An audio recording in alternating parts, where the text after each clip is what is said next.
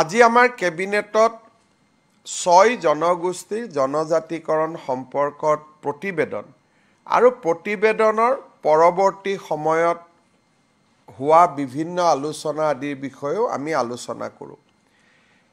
কেবিনেটত আমি কথা বতৰা পাতোতে দেখিছোঁ যে আমাৰ প্ৰতিবেদনখন খুব ভাল কৰি নপঢ়াৰ বাবে কিছু লোকে বিশেষকৈ CC2I কিছু বাতৰি কাকতত মন্তব্য কৰা বা সংবাদ মাধ্যমত মন্তব্য কৰা আমি দেখা পাইছোঁ।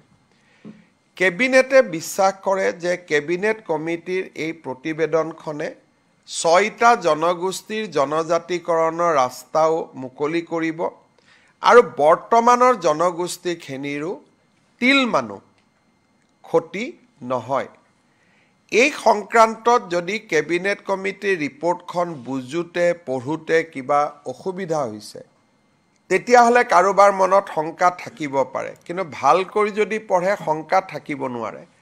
আজি কেবিনেটে সিদ্ধান্ত লৈছে মন্ত্ৰী ৰণোজ পেগু, কেশৱ মহন্ত, পীযুষ হাজৰিকা তিনিজনীয়া কেবিনেট কমিটিখনে CC2Iক এক আলোচনাৰ বাবে আমন্ত্ৰণ কৰি প্ৰতিবেদনখন তেওঁলোকৰ আগত ব্যাখ্যা কৰিব যাতে ইয়াত কোনো ভুল বুজাবুজি ৰাস্তা নাথাকে।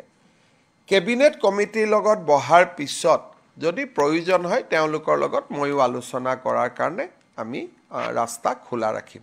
মূলতঃ আজি কেবিনেটত এইখিনি আলোচনা বিশেষ যেহেতু কালি বিধানসভা হৈয়ে গৈছে গতিকে ইমান একো আলোচনাও নাছিলে, অনানুষ্ঠানিক বা আনুষ্ঠানিক এইখিনি আজি আমি আলোচনা কৰিছিলোঁ।